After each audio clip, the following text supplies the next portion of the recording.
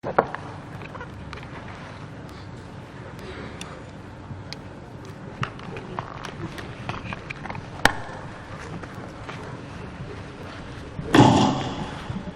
Excellency, the Vice President, the Right Honorable Speaker of Parliament,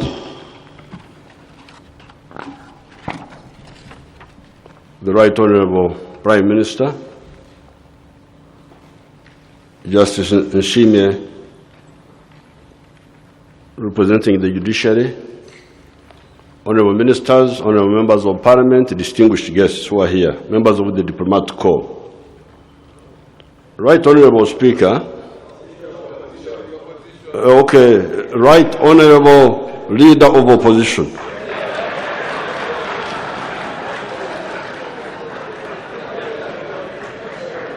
But he was already covered under distinguished. Ladies and gentlemen, unless you want to say that he's not a distinguished gentleman. In fulfillment of the constitutional requirement stipulated in Article 1011 of the Constitution of Uganda, I stand here to deliver the State of the Nation Address 2014. This is not a mere constitutional ritual, as some people may want to perceive it, but accountability on particular government commitments since the last State of the Nation Address. Right Honorable Speaker, on the 12th of June 2014, the Minister of Finance, Planning and Economic Development will present to this august House and the entire country the budget of the financial year 2014-2015. She will also detail what has been achieved and what we intend to achieve in the coming financial year. The State of the Nation Address I am delivering today, therefore, gives a broader picture, concentrating on the basic priority sectors, which are agriculture, industry, services, and ICT.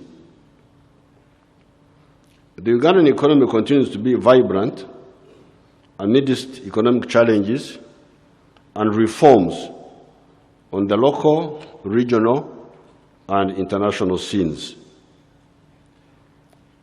I keep telling the audiences I address that there are 4 sectors for wealth creation and access to employment. Anybody wishing to generate wealth, to create self-employment, to employ others, or access employment has no alternative but to choose one of these 4.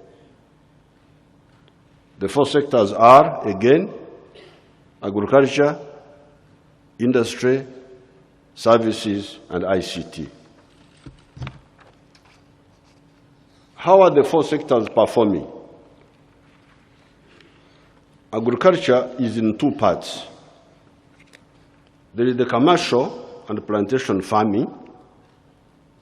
That's one part. And then there is what we continue to call subsistence farming. That means people who have not yet entered the money economy. The commercial farming still has got challenges, such as the high cost of inputs, the underdevelopment of the water for agriculture, the low use of fertilizers, and the poor management skills by the farmers themselves. What is decisive for any enterprise to prosper, apart from the entrepreneur, is the market, the buyer.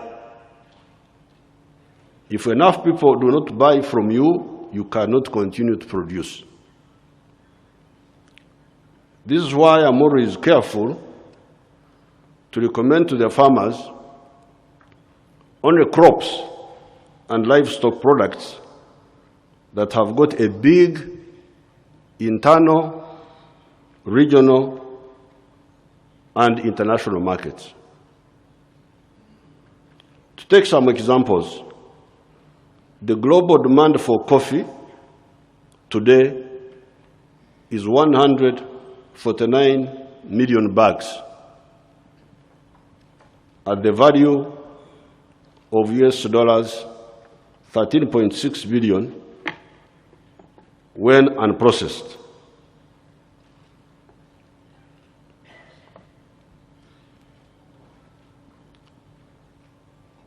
And $32 billion when processed.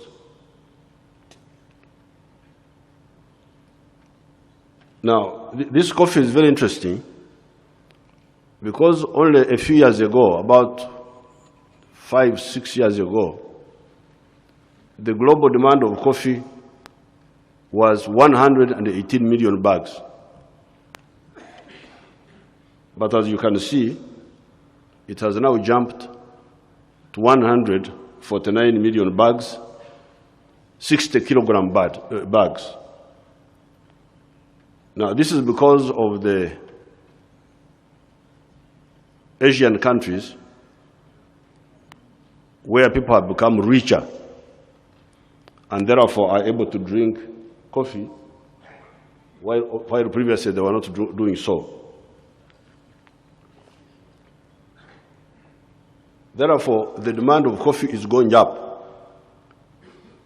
And that's why I continue to recommend it to our farmers, because there is no danger of having no market.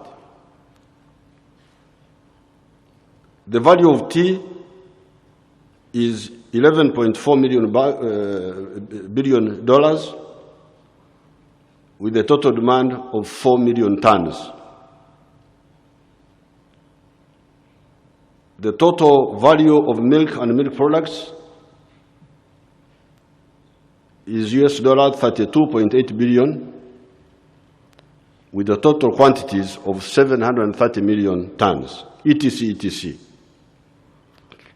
I am using these as examples to show you that what I recommend to the farmers is what I have checked has got an internal, regional, or international demand. These are values of these products when they are raw materials, some of them, not as finished products.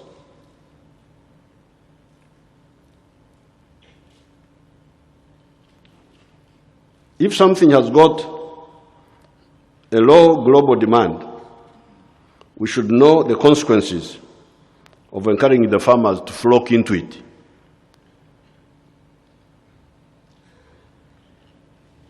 It will be a problem like vanilla was. When people flock in something which does not have a big demand, within a short time there will be overproduction, and therefore the prices will collapse. Therefore, the leaders and the farmers should know that these products of our agriculture must compete regionally and globally, because that is where the big market is.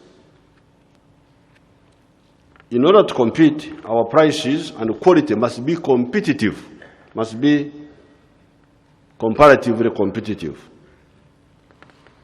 Having looked at the global prices, we should then work backwards and see how we can reduce our costs and improve our yields in order to improve our profit margins within the market-determined international prices. As a farmer myself, it is good enough for me that somebody is buying my milk and my beef. At one time, we had nobody buying our milk because the milk being consumed in the towns was coming from outside. We are now dominating the milk sales inside Uganda and also exporting to the entire East African region, to Nigeria, Mauritius, the Middle East, and also India and the United States.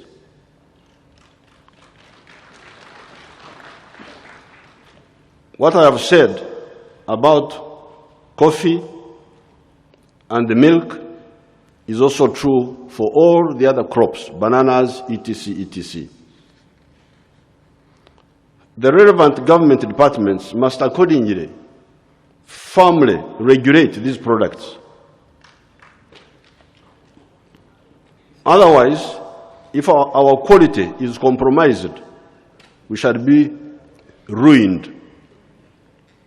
We cannot afford a bad reputation within Uganda and outside of poor quality products on account of poor government regulation. As you can see, infrastructure in many parts of the country is improving, such as the tarmac roads, the electricity, the telephones, etc. I'm negotiating with the Japanese International Cooperation Agency, JICA, to buy earth-moving equipment for both roads and water excavation on a big scale.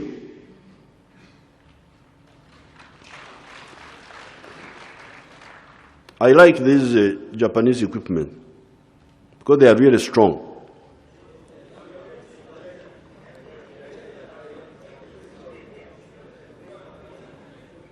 I can't hear what you are saying because you don't have a microphone.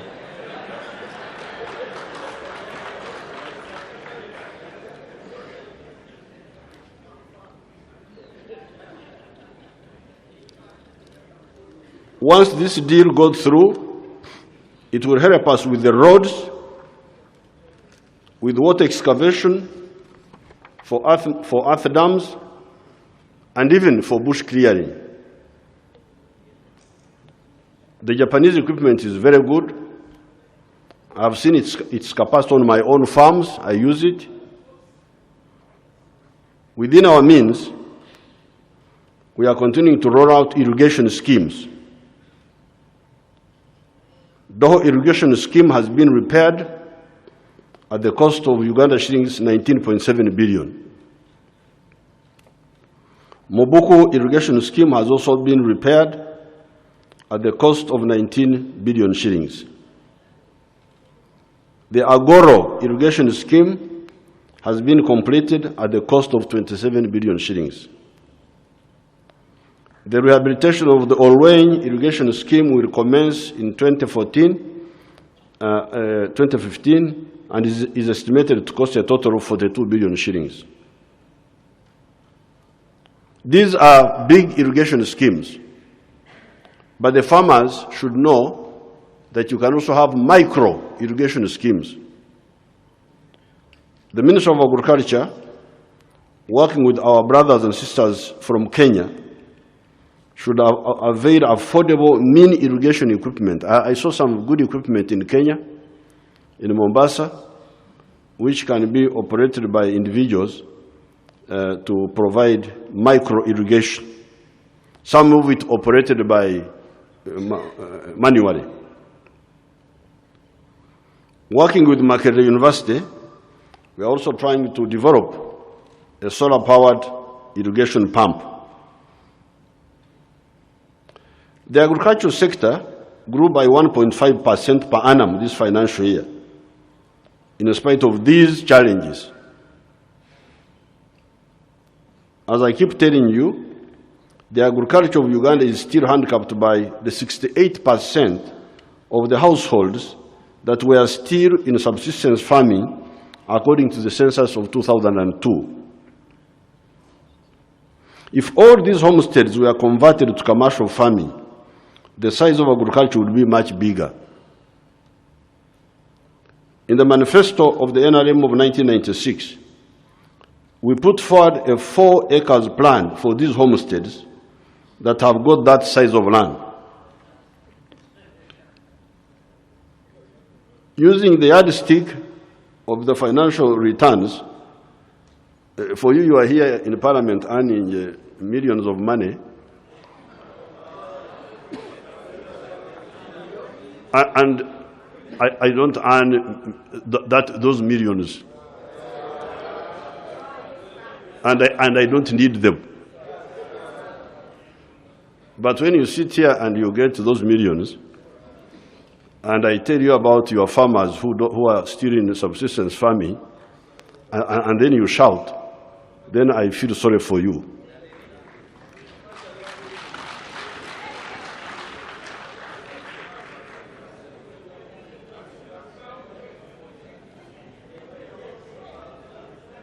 If all these homesteads were converted to commercial farming, the size of agriculture would be much bigger.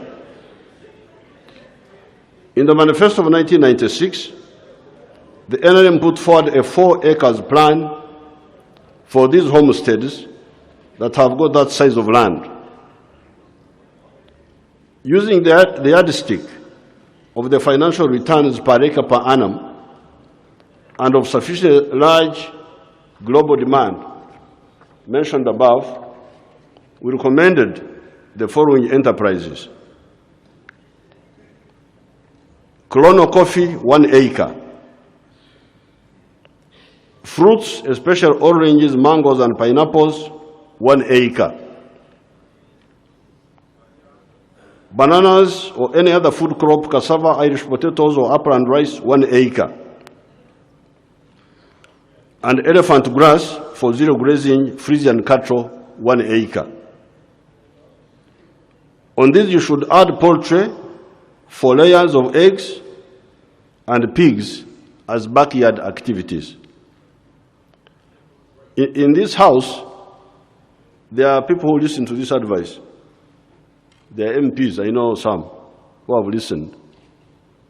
And I can tell you their future is bright.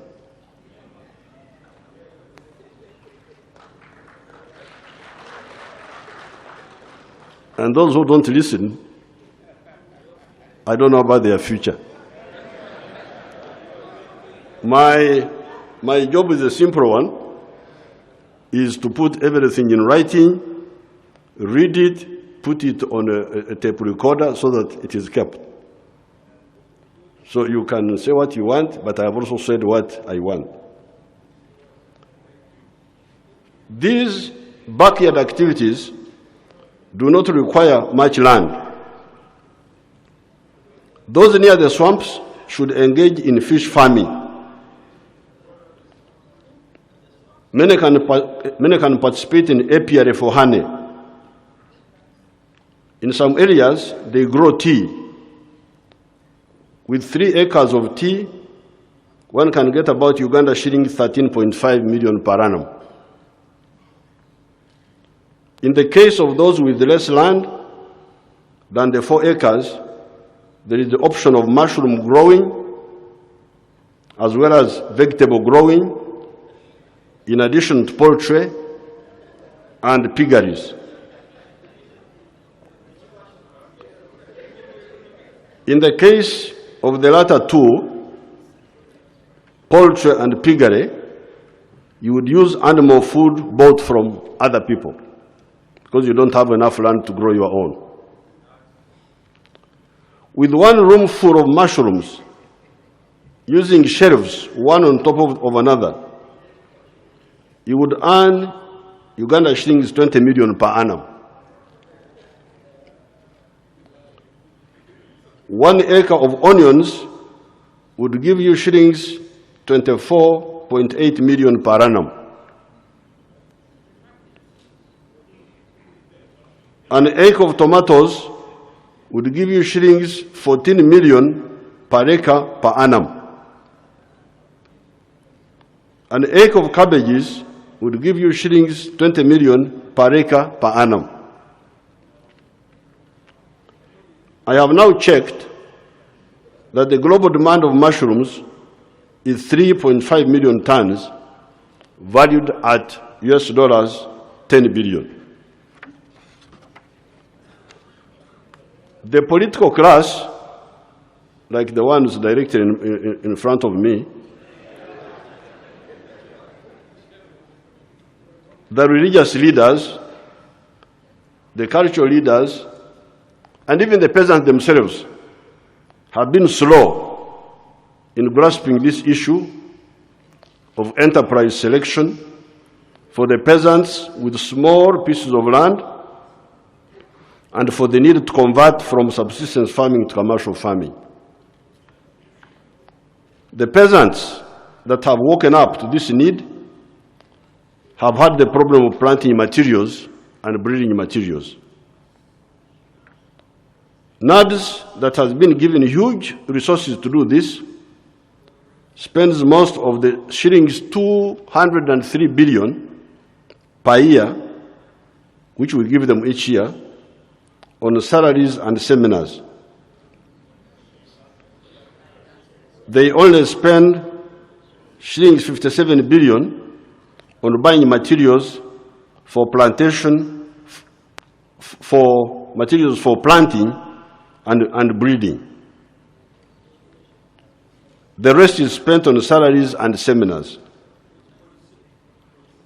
We are determined to totally restructure NADS in the coming financial year. Many farmers have woken up. When they get planting and breeding materials, they look after them well for the majority of cases. In this financial year, although starting late, I experimented with the deployment of UPDF officers in our former war zones.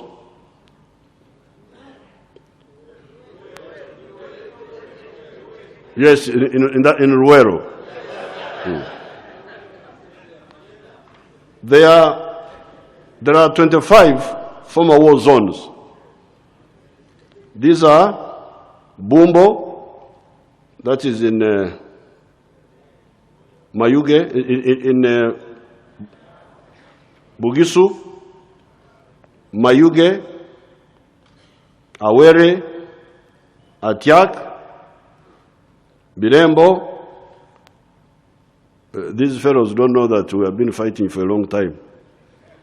Our fights did not start with the Ruero. That is second phase.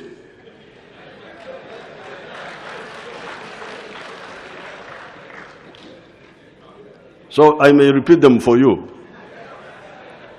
Bumbo. Bumbo is in Bugisu. I don't know where you were, whether you are with Amin or not. Mayuge. Awere, Atiak, Birembo, Mukono na Mugongo, Black Bomba, that is Matugamigade, Mondlane, that is Kalasa Makurubita, Luta, Semuto area, Kabalega, Kapeka, Kasiso areas, Nkuruma Bukomero, Nkuruma Rwamata, Nkuruma Kiboga, Nkuruma Kienkwanzi, Nkuruma Kyamusisi, Rutamaguzi Sekanyonyi, Ngoma, Mwanga Bamunanika, Rwenzori Kasese, Rwenzori Kabarore, Rwenzori Bundubujo, etc., etc. Using only a total of 9 billion shillings in the 2 rainy seasons of the last 9 months, the commanders deployed in these areas have distributed 11 million seedlings of coffee, 2 million seedlings of tea, 464,000 seedlings of oranges and mangoes, and 1,412 tons of maize and beans. If the soldiers can do this using so little money, why should NADS and all those associated with it fail with these hundreds of billions?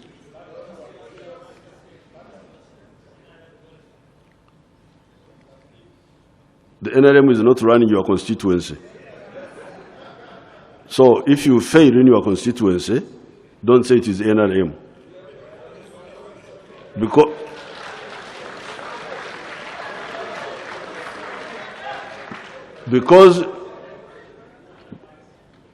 either by default or by omission, you are now the MP. So,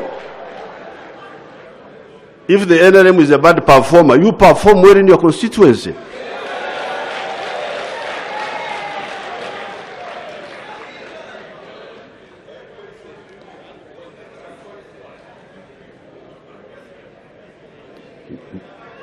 But bad policy. I developed my area when under UPC in the 1960s. So shut up, you don't know what you're talking about.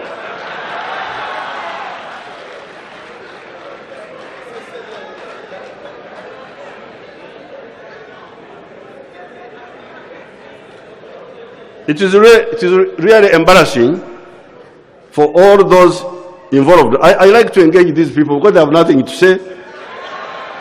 So when I come here, they really give me a good platform to shut them up.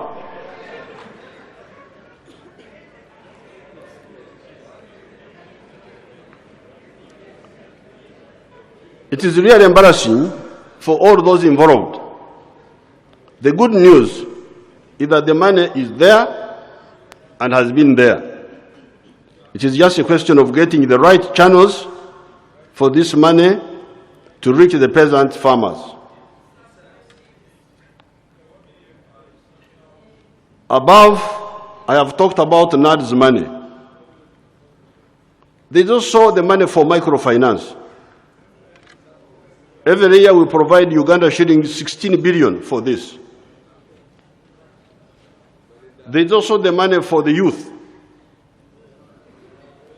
Every year we provide 32 billion shillings for this.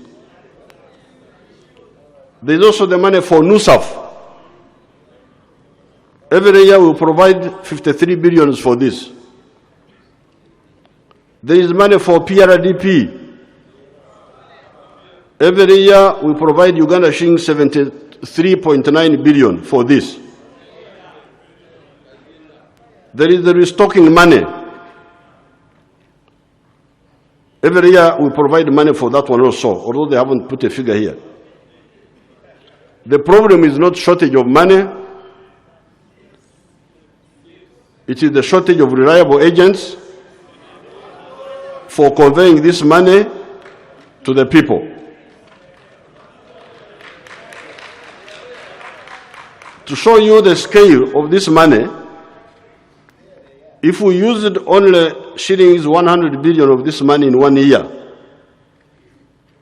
at a cost of shillings 310 per coffee seedling, including transport, we would plant 322 million new coffee trees of the colonial type, far in excess of the 220 million old coffee trees.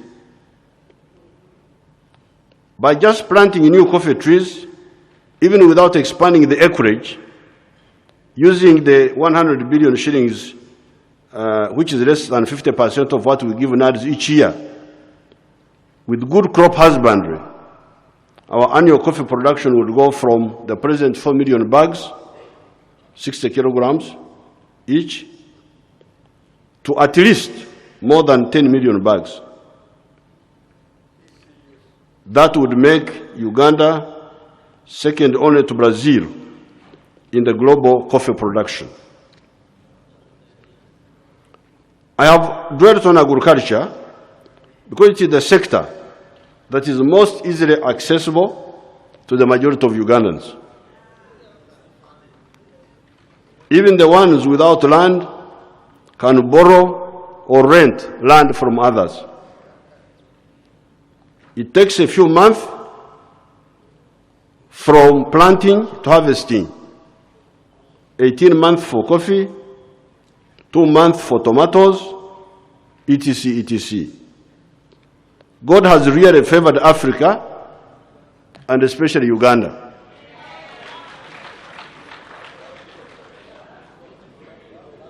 However, many Africans are never keen to accept God's blessings. Within 2 months, 3 months, 4 months, 6 months, 18 months, depending on the crops, a farmer can go from planting to harvesting. Yet, there are challenges such as drought. Yes, there are challenges such as drought, pests, fungi, etc. However, there is a solution for any of those challenges. We only have to do a bit of sweating. In the book of Genesis, chapter 3, verse 19, it says, and here I quote, and I quote for the people sitting in front of me, especially, it says, by the sweat of your brow you shall eat bread, till you return to the ground. For out of it you were taken, for you are dust, and to dust you will return.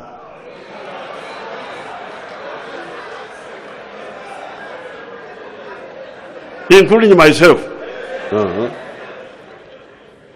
So, we must sweat. That's what God told us in the book of Genesis. Eating free is not there. Having said all that, however, it is necessary to remind ourselves that a modern economy cannot depend on agriculture alone. Gone are the days of the physiocrats in France who believed that all value came from agriculture.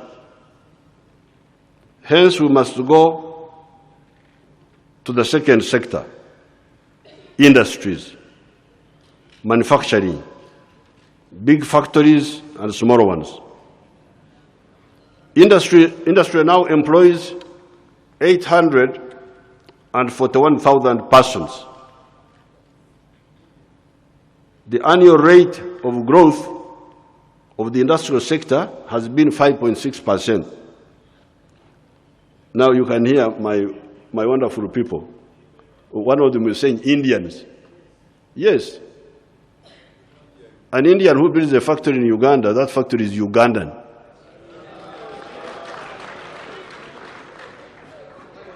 If you don't know it in economics, we call it GDP, part of GDP.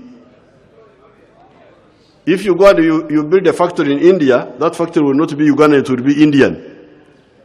If you don't know that. With the commissioning of Bujagali, there has been alleviation of power shortage, although the price of electricity is still high. We are determined to provide electricity for manufacturing at 4 US cents per unit, whatever the challenges. This is what I agreed with the coffee processor and the new textile manufacturers that are beginning to flock into the country as the factories migrate from China on account of the rising labor costs there. Factories are beginning to migrate from China because the labor costs in China are going up. And one of the most favored destinations is Uganda.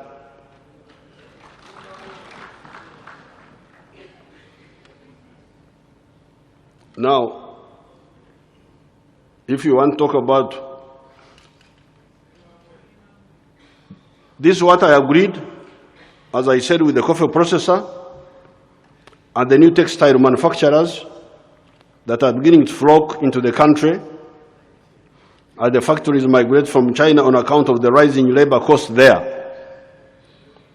Those who, out of context, agitate for higher salaries should bear this in mind. Uganda cannot miss this round of industrialization for any reason. Apart from industries coming from outside, I want to inform the country that our young scientists graduating from universities are happily entering the manufacturing fields.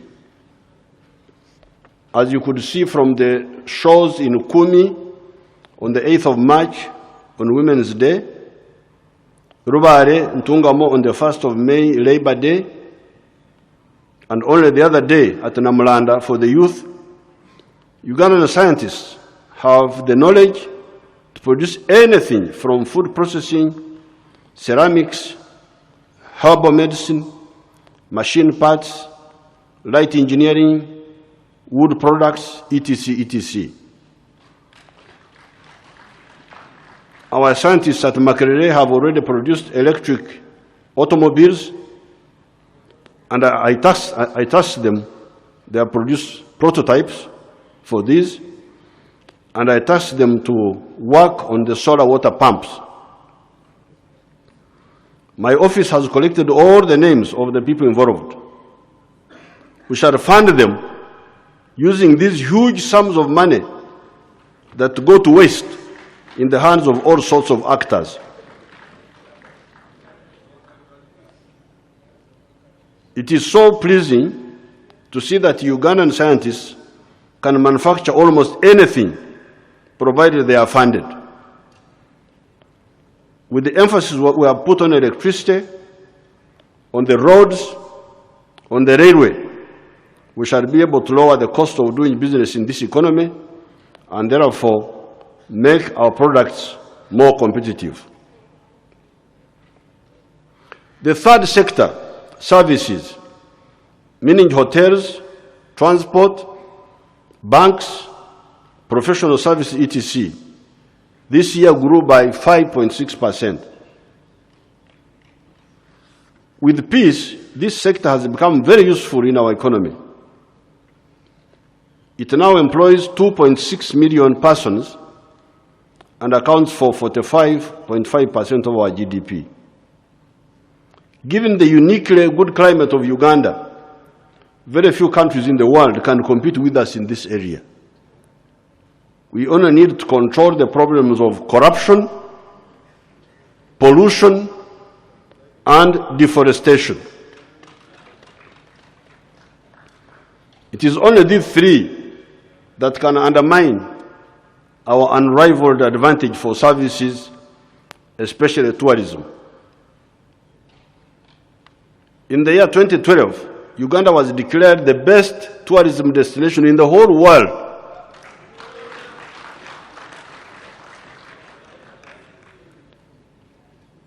Between the 11th and the 16th of November 2014, we are going to host the conference of the World Association of Tourist Operators. They will come here. However, when I see through the window of the plane, when I'm landing at Entebbe, I see the green algae in the water around Entebbe. I do not feel happy. The Ministry of the Environment must strive to find ways to stop the following: the pollutants that go into the lake, cutting forests up to the edge of all lakes, digging. If Sudhir is the one doing it, they should stop him.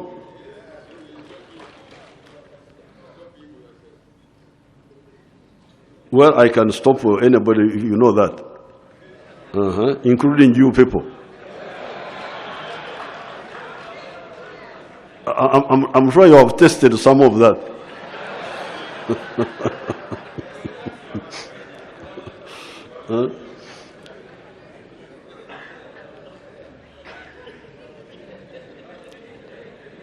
Digging on the banks of the River Nile.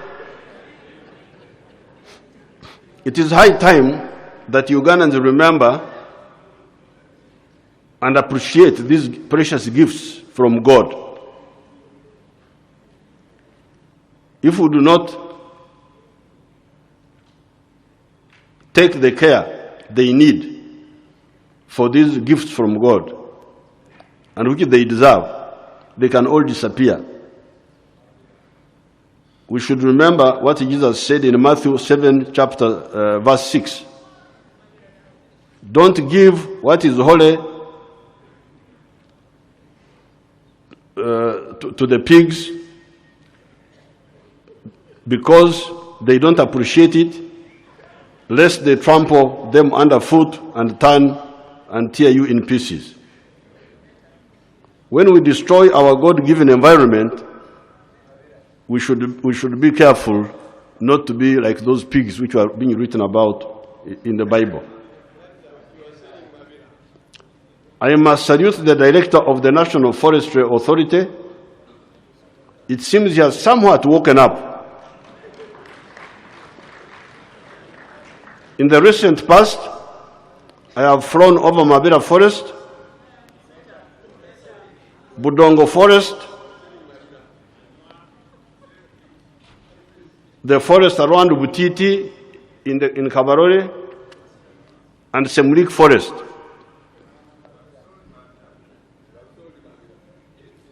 It seems the encroachment has declined in those forests. I flew for dozens of minutes over this large area of thick forest. How beautiful it is. He said, why was I sharing it?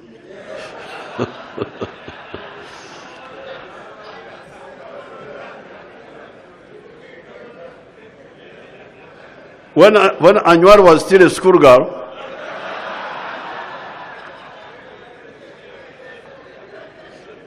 I am the one who chased the encroachers from Mabera Forest.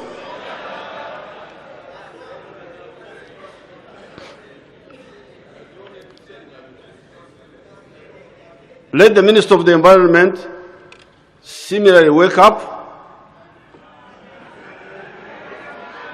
in respect of the shores of Lake Victoria and the banks of the River Nile. Our uniqueness in the services sector can only be enhanced by protecting these treasures: the lakes, the rivers, the mountains, the wetlands, and the national parks. The ICT sector is growing at 15% annually for the last 2 years. It has got capacity to employ many people. The ICT is crucial for communication among people, for data processing, and for automation. It is crucial, therefore, for industrial production and communication. It therefore will create a lot of jobs. Already about 1 million persons are employed in the ICT sector, both direct and indirect. In the area of business processing outsourcing, BPOs, we already have 54 companies operating in Uganda, and they are employing already 4,250 persons. Given that our youth speak English very well, a lot more youth can get employed in this sector. This is where an accountant can work for a company in North America and convey the results of his or her work over the internet and be paid. Recently, while in Europe, I discussed with some entrepreneurs that can help us expand this business of the BPOs. It is an area of great potential.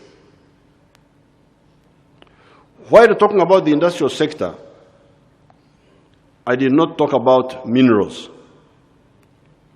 You are aware of the petroleum and gas that we shall be able to start extracting from the ground by 2017.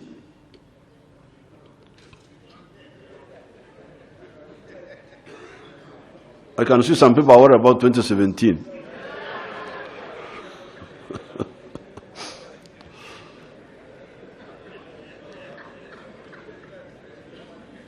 As you may be aware, we have already found 3.5 billion barrels of petroleum in 40% of the potential area. Exploration in the rest of the area is continuing. Our negotiation with the oil companies had delayed because there were contentious clauses. Happily, we have agreed with the oil companies on the MOU. We can therefore proceed to negotiate on details. Our crude oil will be used in the refinery to produce final products. Part of it will be exported as crude, and part of it will be used for electricity generation. The gas will be used for electricity generation and for assisting in extracting the crude oil. If we have got enough quantities of gas, it will be used in steel manufacture,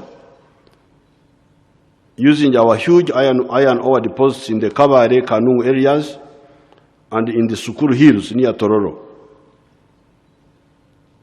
Apart from oil and gas, the government conducted exploration in many parts of the country and discovered the following minerals in the following quantities.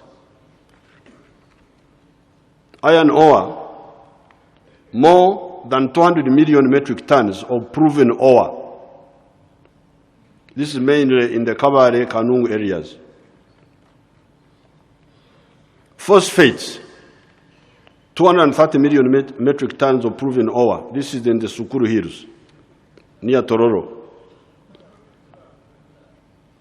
Limestone, for cement, more than 300 million tons of limestone in Karamoja, apart from Hima.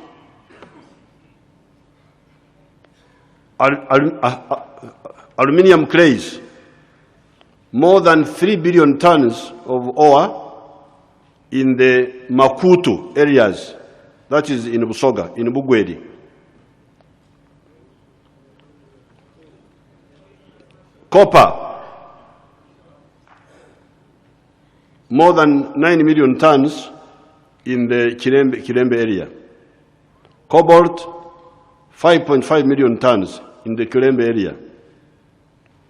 Wolfram, more than 800,000 tons in the Kabare area. Tin, more than 1 million tons in the Ntungamo area, Ruhama area. Gold, more than 8.2 million ounces in different parts of the country. Vermiculite, this is a new mineral apparently found in a few places, including Uganda, for controlling heat, for insulation. 54.9 million tons. This is in the Bugisu area. Columbite tantalite, coltan, 133 million tons. This is in the Kisoro area. Rock salt and brine, 22 million tons. So you can see it's not just petroleum, but also all these other minerals. Uranium. There's a lot of uranium in various parts of the country. Pressure is already on for exporting these minerals in an unprocessed form. I will never accept these pressures.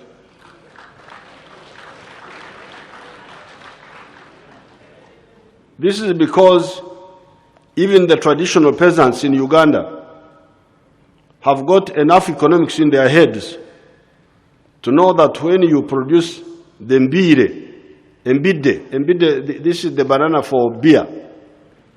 When you grow that banana for mbide, for beer, you brew the beer yourself, tonto.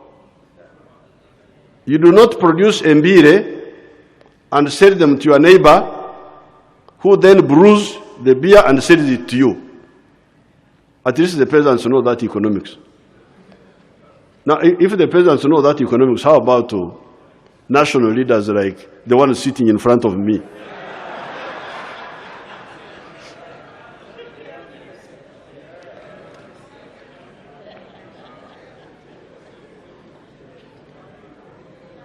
Most of these minerals will be processed here and will also be mixed with other minerals so as to produce intermediate products such as alloyed steel, and where the economics allows, final products. Uranium, in the medium and long term, could rescue us in the field of energy. We have a lot of it, and nobody is touching it now on my orders. Meanwhile, like we did for petroleum, we have sent out our scientists for more advanced training in nuclear physics. They will form a nuclear energy unit in the Ministry of Energy. Uganda does not have a lot of hydropower, even if you add all the sites that are not yet exploited. Kalagara, Isimba, Karuma, Ayago, Makshon Falls, Kiba, Koryang, Agago, Muzizi, and over 40 small hydropower sites. If you add all these, their total output of electricity is about maybe let's say 8,000 megawatts of electricity. We shall have some more energy from the geothermal, maybe 1,000 megawatts or 2,000 megawatts or thereabout. Yet a developed Uganda needs a lot of energy, 50,000 megawatts or more. Where shall we get this level of energy from? If the cost per unit for solar energy goes down, then the solar energy will be the solution. Meanwhile, I prepare the country for the option of the nuclear energy. Because for that one, we have got endless supply. The composite economic growth of the whole economy has improved even before the bottlenecks have been removed. The size of the Ugandan economy is expected to increase to Uganda shillings 63.3 trillion, equivalent to US dollars 25.3 billion. The size of the economy has increased by 5.7% in the current financial year. This economic growth rate is comparable to 5.8% growth achieved in the last financial year, despite constraints outside Uganda's control. These constraints included unfavorable weather conditions in many parts of the country in the second half of 2013, which negatively impacted agricultural production. In addition, the ongoing instability in South Sudan, which had become one of Uganda's export destinations, is also a factor impeding faster growth of the economy. Despite these constraints, output growth during financial year 2013-14 still represents a strong performance. Growth was largely driven by strong performances in mining and quarrying, cash crop production, informal manufacturing, wholesale and retail trade. Price inflation has also remained under control during most of the year and is expected to be 7.9% at the end of June 2014. The economic performance reveals the resilience of the Ugandan economy that has resulted from the consistently correct policies of the NRM government over the last 28 years.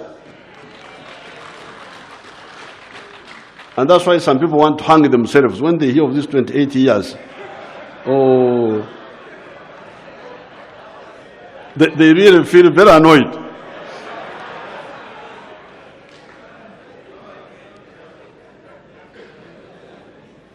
Consequently,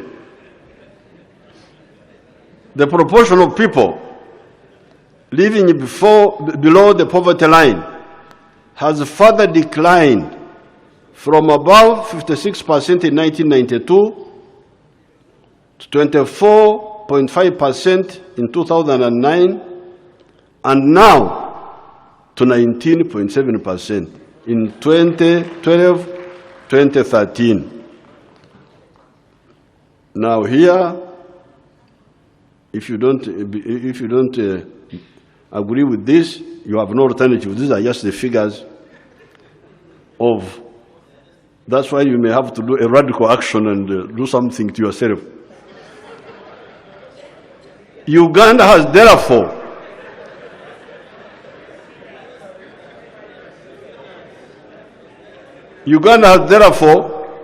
already surpassed the first MDG target of having the proportion of the population living in the extreme poverty by 2015. Some parts of the country have got even better performance figures. When the other areas catch up, Uganda will enter the middle income status.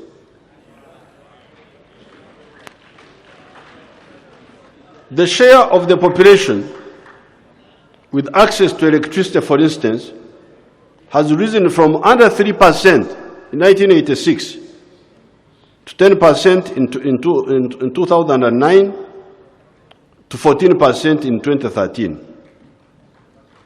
In the rural area, the share has risen from 0 to 7% over the same period. The NRM government has set a target of 40% for electricity access by 2022. Over the next 10 years, government plans to increase access to electricity in rural areas to 26% of the total rural households. Similar examples abound in the areas such as access to water, primary, secondary, and tertiary education. These indicators are therefore not mere talk, but actual reality on the ground. The above sectors of the economy cannot grow if we do not address the issue of infrastructure, the roads, electricity, the railway, the ICT backbone, etc. I am very happy with the NRM members of Parliament.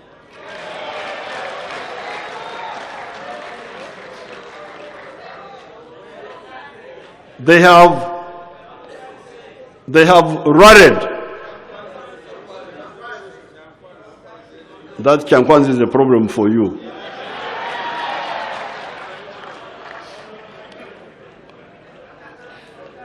They have rallied around my long-held view that infrastructure development and security are primary. That is why they supported me. I don't know whether you supported me. If you didn't, it doesn't matter because you will not stop anything.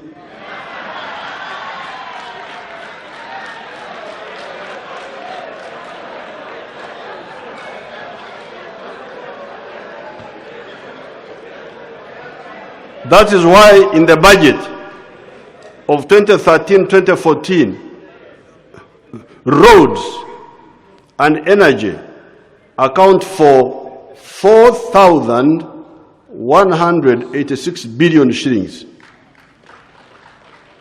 These are the figures for the roads and for electricity. That is 4 trillion shillings. And defense and security account for 1,000 billion shillings. That will remain the orientation of our future plans. We are adding the development of the standard gauge railway from Mombasa, Kampala to Kampala, Kigali, Juba, working with Kenyan brothers and sisters, with the brothers and sisters from South Sudan, and with the brothers and sisters from Rwanda, as well as our Chinese friends. Low costs of production will attract more manufacturers and service companies. You have already seen results of this type of prioritization in budgeting. New areas that had no electricity do so now. Moroto, has got electricity. Nakapiripirit has got electricity. Amdat, Otuke, Moyo, Bibia, Bundubujo. Now I hear somebody talking of Northwest Nile. Are you from West Nile or from Congo? If you are from Congo, you should say so. But if you are from West Nile, you would have seen electricity or preparation for the electricity.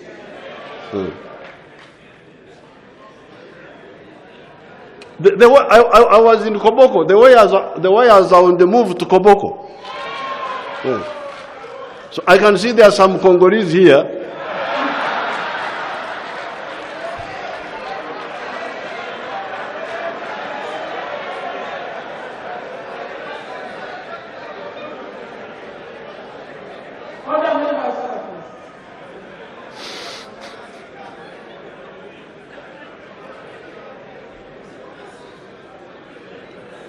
The same has happened with the roads.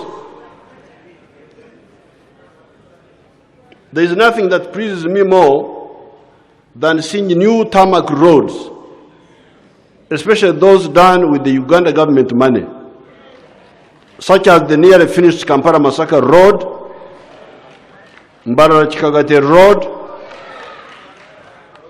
the one of Mityana, Kampala-Mityana, the one of Moroto, which they are working on now, the one of Boise, Kafu, Karuma, Gulu.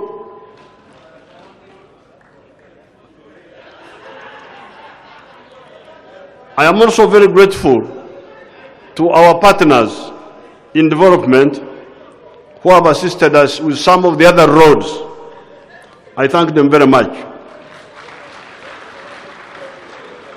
Like the World Bank assisted us with the Guru Atiak,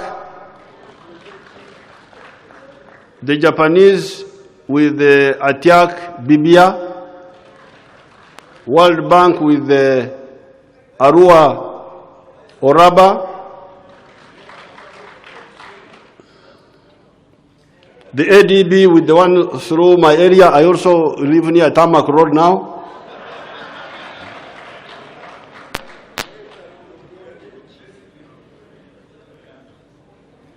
The one of Rukonjirichihi will be done. So if you are hoping to use that, then you are finished now. Because it will be done. So I'm very sorry for you. I am really sorry for those people. Because they go and bank on temporary. Didn't the Bible say the other man who was not wise, who built his house on the sand? Who built on the sand? So I'm sorry for, because you are always constructing your positions on sand, then I come and sweep away the sand and then you are finished.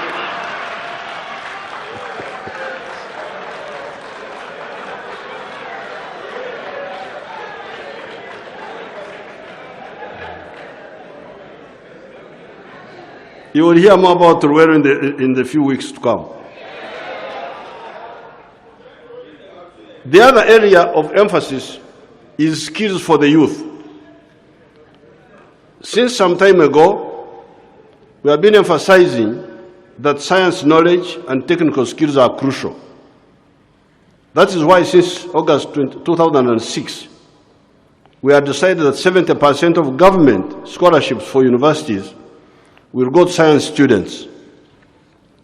The cabinet eventually approved 53%. I've been interacting with the youth, especially the university graduates.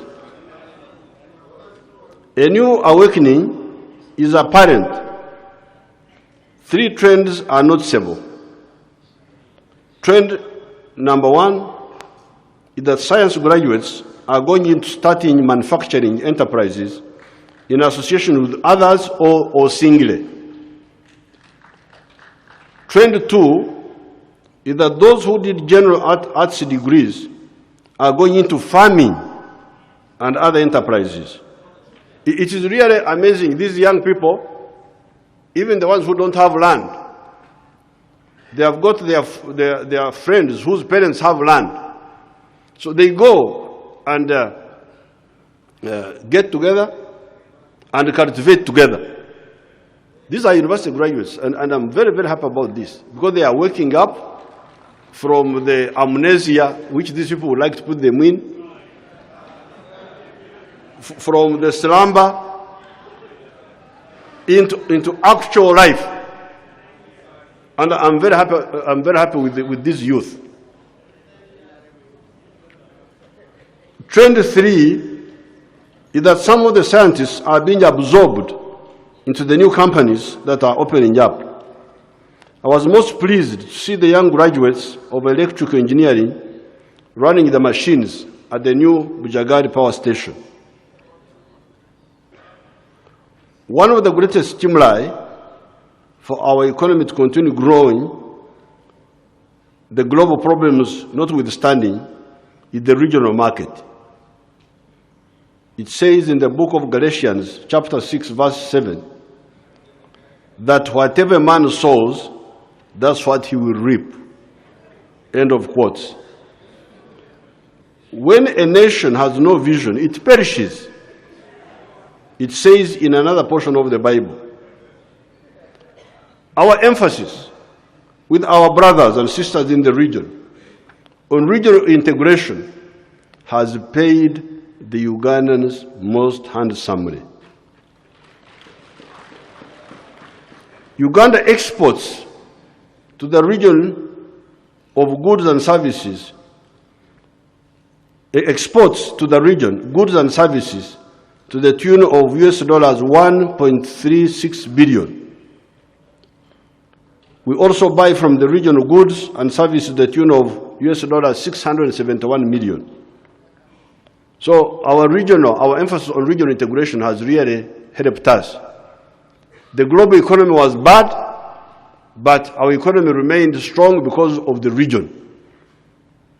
And that was because, together with our colleagues in Tanzania, Kenya, Rwanda, Burundi, South Sudan, Congo, we have been working on uniting our region economically. Finally, all this would not happen if Uganda was not peaceful.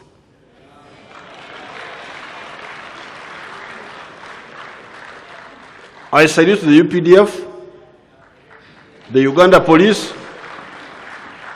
the intelligence services, and the vigilance of the population of Uganda for the peace that is prevailing in every corner of Uganda, Karamoja included.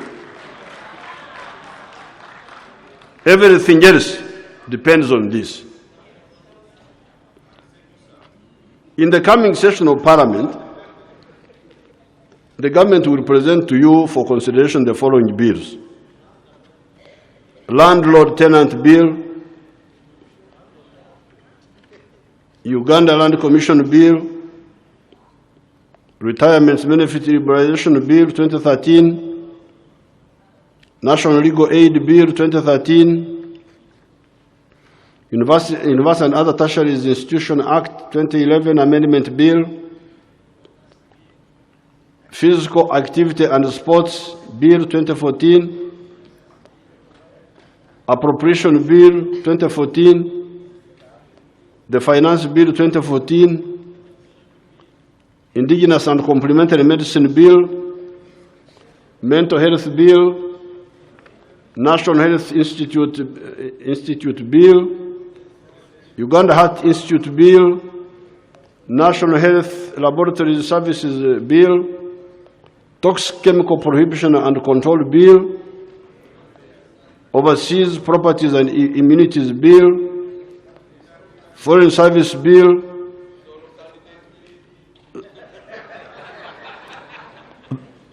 That one will not go through Parliament.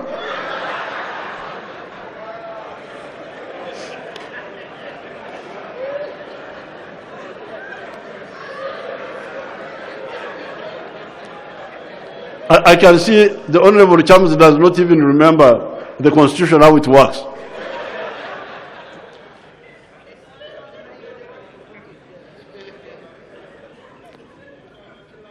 Local Government Amendment Bill, some Constitution amendment bills, bills for amendment of the electoral laws,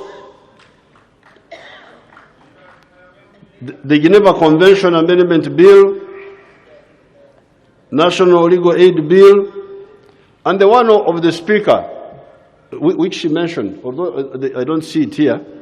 In her speech, she talked of the counterfeit, controlling the counterfeits. The counterfeit one. That one of marriage almost caused a civil war, you remember?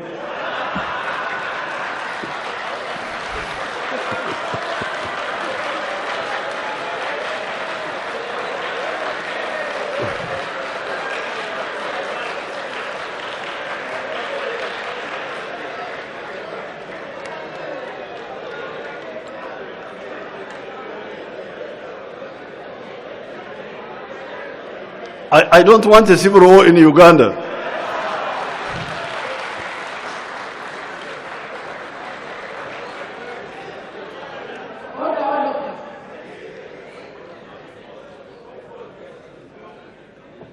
With these few words, it is my pleasure to... What do I do? Huh? Declare open the fourth session. It is my pleasure to declare the fourth session of Parliament open.